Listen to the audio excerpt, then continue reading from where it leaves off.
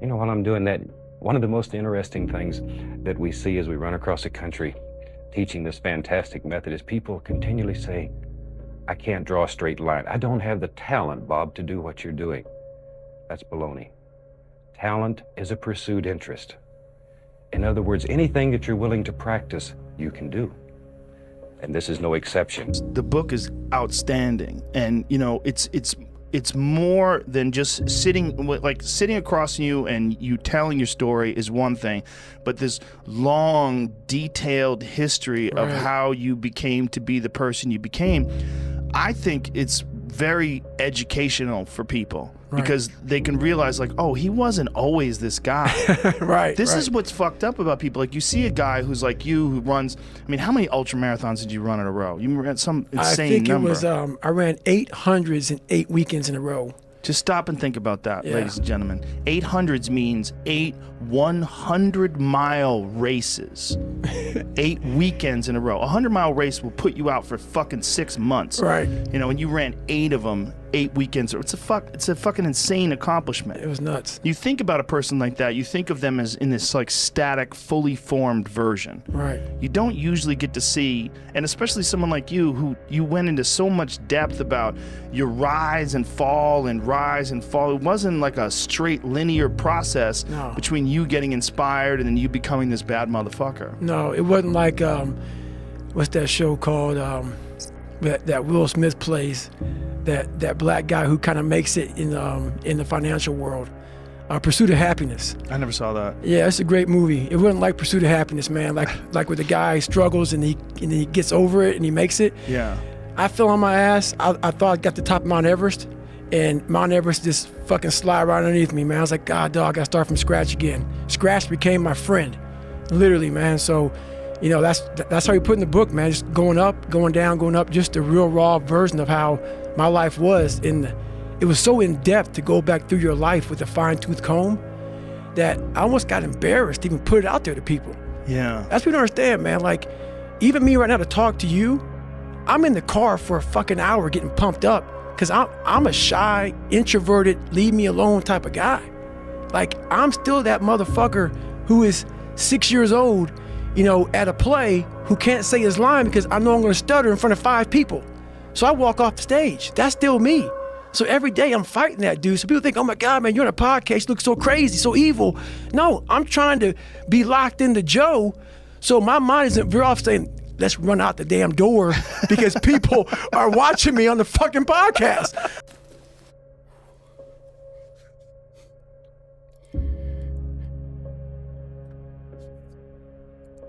We can never let go of things we never claimed to have in our possession in the first place. I think part of letting go is accepting that you first had. And I think many of us, when it comes to ourselves, comes to our change, our development, moving forward with anything, don't accept where we currently are. And that makes it impossible to move forward. I think the change that many of us seek is sitting right in front of us all the time. And many times we're just not choosing change because we think that change is something that needs to be checked on. We think that we need to wait in order for a certain moment to happen, and then we check on our change and say, oh, I've changed in reference to this. But we've never needed that. We've never needed anything in that regard. And what we need to do more than anything is accept ourselves where we are. I think that self-acceptance is one of the things that actually leads you to your best good, to doing your best, to getting into any area that you want to get into when it comes to yourself. Because how can you get anywhere without starting where you currently are? I think I'm saying all this not to say that we have to conform to our negativity or ruminate in it, at the very least. I say this to say that our negativity will remain if we don't acknowledge it. And I think also with the things that we want to have, like letting yourself go in a good way, can only happen if you at first are in your own possession. You cannot let yourself go if you're not the one who's guiding what you are.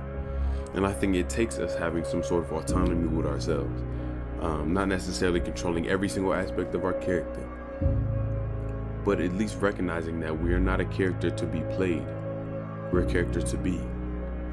Not saying that you are like fictitious in a way, but to say the only truths that resonate with you are the ones that you accept.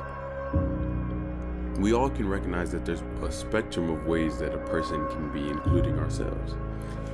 And if we were to, for example, start being more patient, and we practice that for a good amount of time, will we not call ourselves more patient? Does that mean our impatience before was fictitious? No. That just means that's what we currently accepted as what we are. Therefore, it was the truth of who we are. If we recognize that the truth of ourselves is that subjective, then it's just about what we consistently feed ourselves. So why not start feeding ourselves stuff that actually makes sense? So when your mind is under stress, it's because it has two conflicting desires at once. So for example, you want to be liked, but you want to do something selfish, and you can't reconcile the two, and so you're under stress. You want to do something for somebody else, you want to do something for yourself, right? These are examples. You don't want to go to work, but you want to make money, so you're under stress, right? So you have two conflicting desires, and I think one of the ways to get through stress is to acknowledge that, oh, I actually have two conflicting desires, and either I need to resolve it, I need to pick one and then be okay losing the other, or I will decide later. But at least just being aware of why you're stressed can help alleviate a lot of stress. And then anxiety, I think, is sort of this pervasive, unidentifiable stress where you're just kind of stressed out all the time and you're not even sure why. And you can't even identify the underlying problem. And I think the reason for that is because you have so many unresolved problems, unresolved stress points that have piled up in your life that you can no longer identify what the problems are. And there's this mountain of garbage in your mind, and it's a little bit of it poking out the top like an iceberg, and that's anxiety. But underneath, there's a lot of unresolved things. And so you just need to kind of go through very carefully every time you're anxious. Like, okay, why am I anxious this time? I don't know why. Oh, well, let me sit here and just think about it. Let me write down what the possible causes could be. Let me meditate on it. Let me journal. Let me talk to a therapist. Let me talk to my friends. Let me just kind of see, like, when does that stress go away? If you can kind of identify and unravel and resolve these issues, then I think that helps get rid of anxiety. A lot of the anxiety is piled up because we move through life too quickly, not observing our own reactions to things. We don't resolve them. So this goes counter to what I was saying earlier about not reflecting too much on things. But you reflect on the problems to observe them and solve them. You don't reflect on them to feel better about yourself. To indulge them. Well, if you're doing it to just feel better about yourself, that could be strengthening your personality and your ego, and could be creating a more fragile personality.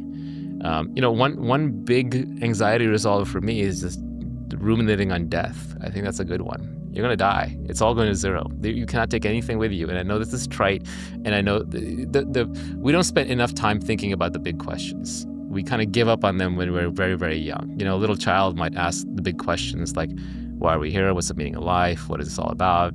Is there Santa Claus? Is there God? But then as adults, we're taught not to think about these things. We've given up on them. But I think the big questions are the big questions for good reasons. And if you can keep the idea in front of you at all times that you're going to die and that everything goes literally to zero, what's there to stress about? Yeah, for better or worse, life is very short. How should people deal with its briefness? Enjoy it. I'm up here to say thank you to God for giving me this ability, for blessing me, for shaping me, for chastising me, for teaching me, for punishing me, for allowing me to be a vessel and touch people around the world. I want to thank AFI, Cicely Tyson, Ed Zwick, Spike Lee, Carl Franklin, Alan Nirop, my mother. She's 95 years old now. She's something else. She's tough. Everything ends because I'm your mother, that's why. Shut up. Still, the other day, because I'm your mother, that's why. Shut up. To my father, who taught me by example how to be a gentle man, the most important person in my life. 40 years of sacrifice, 40 years of forgiveness. She taught me about faith, spirituality, love, real love, unwavering love, in spite of myself. I would not be alive without Pauletta Washington. I wouldn't be alive. Small minds discuss other people, gossip. Good minds discuss events. Great minds discuss ideas. That was Eleanor Roosevelt. That was also Pauletta's father, my father-in-law. He was a great man. He taught me so much about what being a man really is. I want to end the night with a short video that we recorded of Pauletta's father 30 years ago that my son, Malcolm, gave me, an AFI graduate. Just a short 30-second video, and this is what Pauletta's father had to say 30 years ago. We were put here for a reason. God created man, and God intends for us to love all mankind. And by being in a loving mood, caring for one another, that's our purpose for life. We should care for one another, and we should love one another.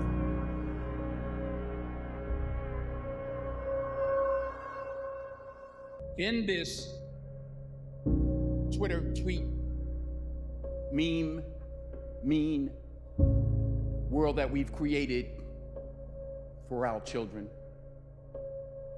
the least we can do is consider what we've done and think about the young people, the future, and individually, collectively do the best we can to try and turn this thing around.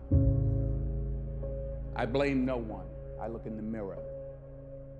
On the other side of it, what an opportunity we have, because tomorrow's the first day of the rest of our lives. So what an opportunity we have to practice what he preached.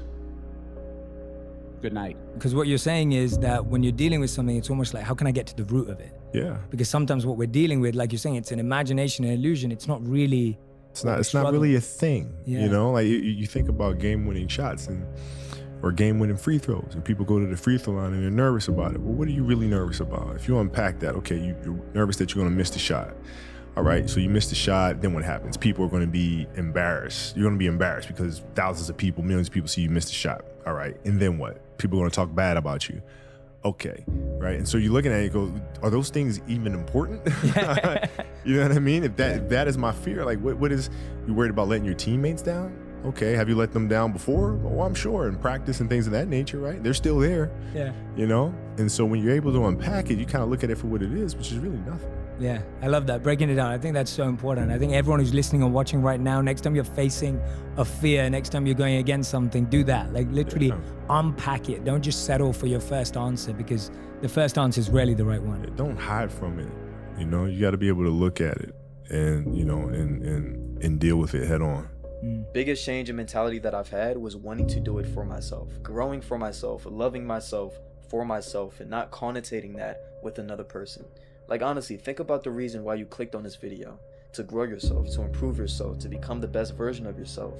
But is it for yourself, or was it for another person? Is it for other people so you can be deemed as more likable by another person? You shouldn't be loving yourself so you can forget about another person. You should be loving yourself because you genuinely want to love yourself. Like for example, think about that one kid in school. It might have been you. It was definitely me.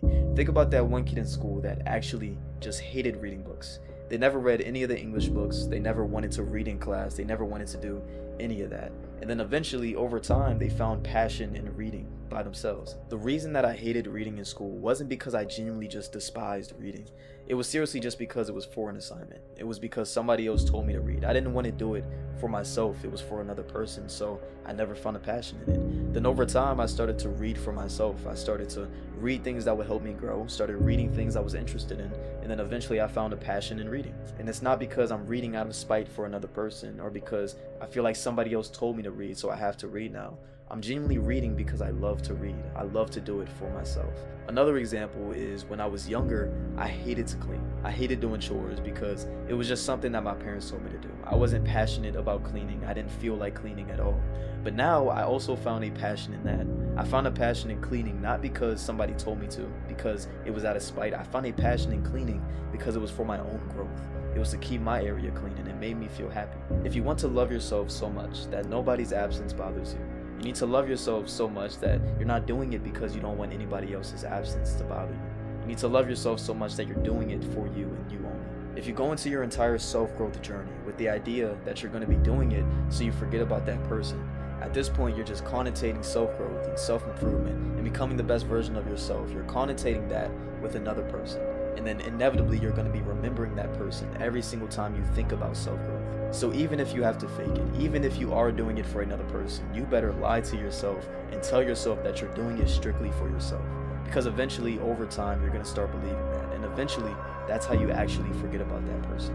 Urgency thing, what would you say maybe for you, or what would you recommend for other people to kind of put on the back burner in their early 20s? Like, what isn't important right now and what are kind of the priorities? Well, here's where it gets nuanced once again, because it's just like I didn't have teenage years. I don't know what it's like being a teenager. And does that mean that I've lived because once again, just my situation with my mom, I just kind of had to become the man of the house when I was 11, 12 years old. So yeah, it's just, does that mean that I've had a better life than someone else? Because like no amount of, let's say I had I could spend $1 billion right now, or let's say I had $1 billion in my bank account. I can't spend $1 billion to buy those teenage years back. And sometimes people tell me about teenage years, or even not to say that you should go. I guess it's up to the viewers. But even like college experiences, sometimes I hear people talk about their college experiences. I'm like, yo, that sounds fucking sick. Like I would have loved to experience that. So that's the issue. Like when you're giving real advice, there's just so much nuance when it comes to this stuff. So I can't tell you what's right or wrong. All I can say is if you do want to be very successful, of course, the more successful you want to be, the more sacrifices you have to make.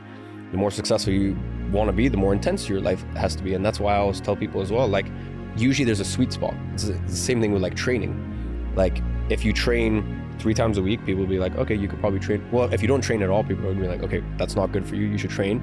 If you train once a week, they're like, okay, cool. Like at least you're getting started, but like do more.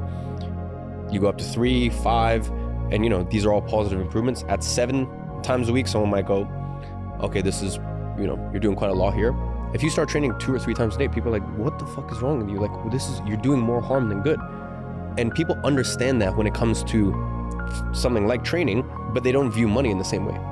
And they're like, more money, the better. Now, of course, if you could make 100K or 100 million in a year and it comes with the same level of responsibility, then of course make 100 million a year, like without a doubt.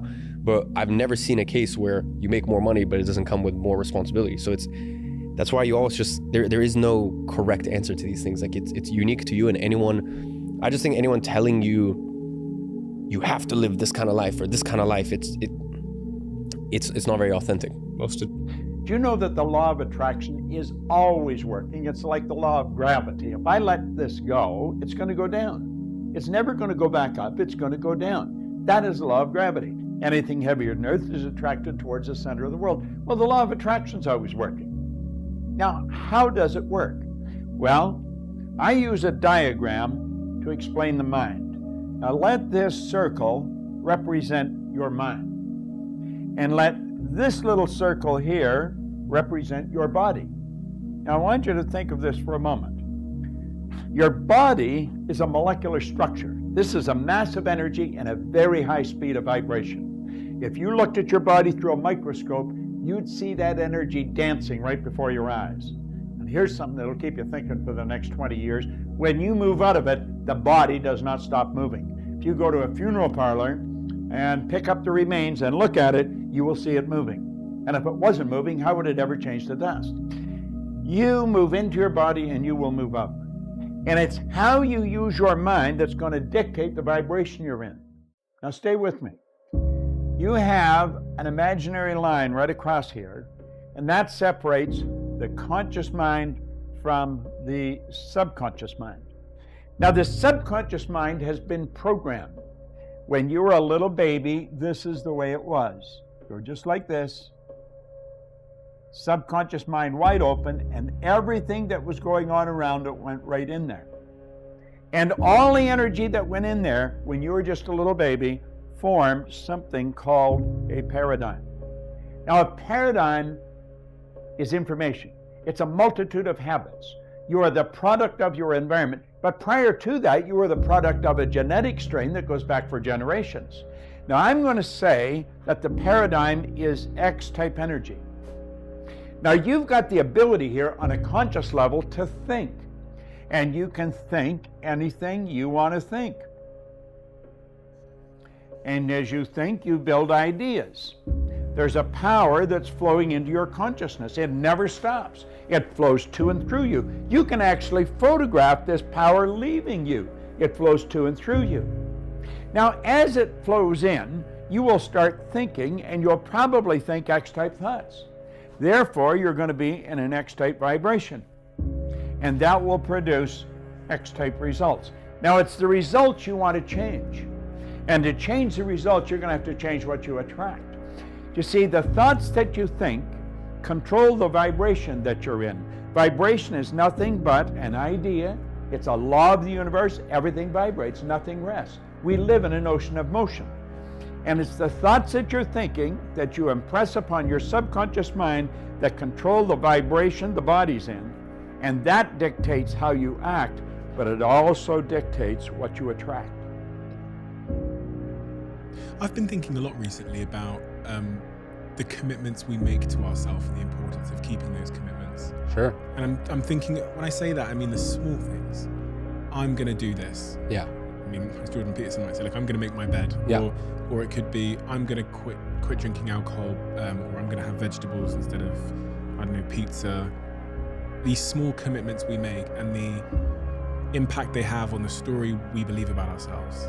Yeah.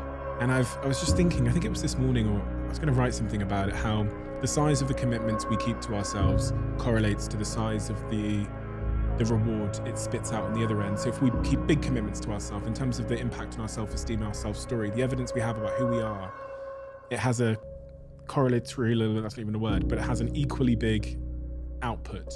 What do you think about that, keeping commitments to ourselves? In The Road, the Cormac McCarthy novel, the little boy is talking to his dad. They're sitting around a campfire, and they've agreed to split everything evenly. This is sort of the system they have. The dad gives the son a little more of the hot chocolate, like he's trying to be nice, and the son's upset, and he says, "Dad, you promised we would split everything evenly." And he says, "Dad, if you break the little promises, you'll break the big ones." And I think that's such a beautiful idea, not just as a parent, but as a person, right? It shouldn't matter. You said, "Hey, I'm gonna get up at 6."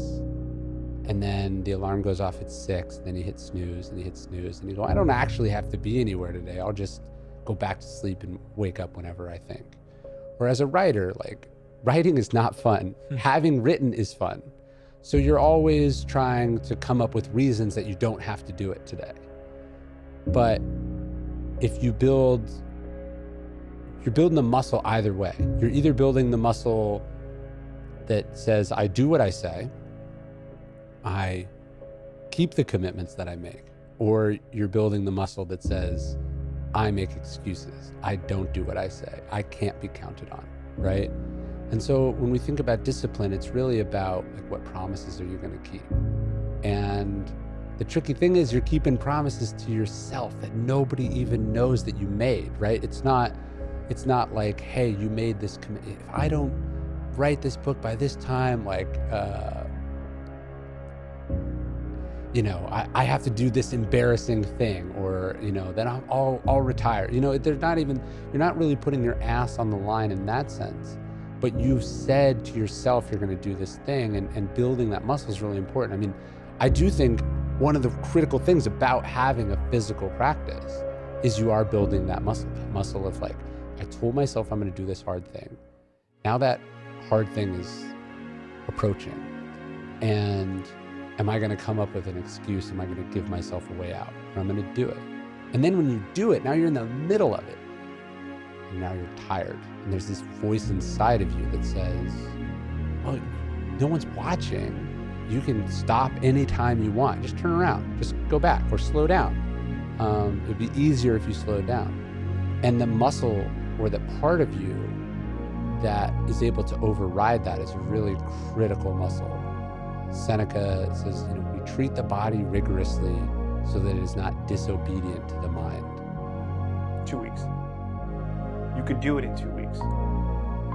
And so let me explain this, because this was actually a comment that someone made in a room I was in many years ago. There was this math professor who I didn't really know, and he was talking to a student who I didn't really know. And the conversation went something like this. The student was feeling like, they were behind, and the professor was saying, well, when students feel that way, I always tell them, you're really only 2 weeks behind. You might think that you can't catch up to them. You might think that you can't be as good as they are. You might think that you can't improve your mathematics to get to the level where they are because they're succeeding and maybe you're not. But the reality is it only takes 2 weeks. And so I left the room and I thought about it. And it didn't make any sense. I mean, how is this guy going to know that it only takes 2 weeks? Right? Because different people are at different levels. So how does this comment make any sense at all? People say things all the time. So why is this true? And so here's the rationale. When you are in a classroom in college, and I'll just use the US as an example, but it's probably true in most places in the world. If you're in a classroom, there's usually some requirement that is needed for you to be there. For example, in the US, when you go to college, you take some entrance exam and they place you in a class. They say, okay, you can go into college algebra. Okay, you're really good at math. We can put you in calculus. There's a placement test, and people always criticize these tests and they criticize the system, and that's fine, you can criticize it. But there exists some sort of placement where people are put into classrooms. It doesn't have to be perfect, but there is a system. And so, by some sense, everyone in that class is somehow supposed to be equal. But we all know that's not true, right? Different people have different abilities, different talents, different intellects. But the system puts us all in this place. And so the rationale is that if you work hard enough, within 2 weeks, you should be able to catch up. And I agree. I think it's possible. I think it's possible now, after years of just reflecting on the statement and thinking it was just bogus. I think you can do it. Because think about it, everyone is roughly equal. If I think of all the students that I've had in all the classes I've ever taught, and I think about some of the worst students, like the students that they were just really bad. I've had some that had really, really bad issues with math, some that were just not very good. And then I look at the best students. Could these students who were really bad actually catch up and get the same grade on the test as one of the good students? Absolutely yes. Absolutely. Definitely 100%. But it doesn't really impact me as much as it did back then. And I'm not saying any of this to pity myself, to make you feel bad for me. I'm truthfully just saying this just so you understand that I understand what it feels like to want to try to fit in with other people or want to change yourself to become more likable. That entire concept of wanting to change myself so I can fit in with other people is really what brought me to self-growth and self-improvement to begin with. And I feel like that's what brings most people to self-growth. I feel like that's what brings most people to trying to improve themselves. It's really just so they can improve themselves for other people, up until they realize that none of that ever necessarily works. I've talked about this a little bit on my channel before, but trying to grow yourself so you can become a different person for other people is never going to have you actually grow for yourself. More than likely, you're going to waste your time. You're not actually going to grow. And I feel like that's honestly the biggest change in mentality that we need. We need to grow for ourselves, not for other people. You need to learn how to love yourself so much, not so another person's absence doesn't bother you, but love yourself so much that you love yourself more than caring if somebody's absence actually bothers you or not. If the entire foundation for your self-growth journey, for loving yourself, is so you love yourself enough to forget another person, then your entire foundation is flawed. And the second that something happens with that person, the second you think about that person, that entire foundation just crumbles down, it breaks, and it's like you're restarting all over again. You're trying to rebuild yourself back up from that flawed foundation. But a lot of us have already gotten ourselves into that position where we're doing this for another person. We're trying to love ourselves enough for another person. And if that's your situation, I would honestly say that that's perfect, because now you're down here, right? You need to rebuild yourself back up, and you're going to actually do it the right way.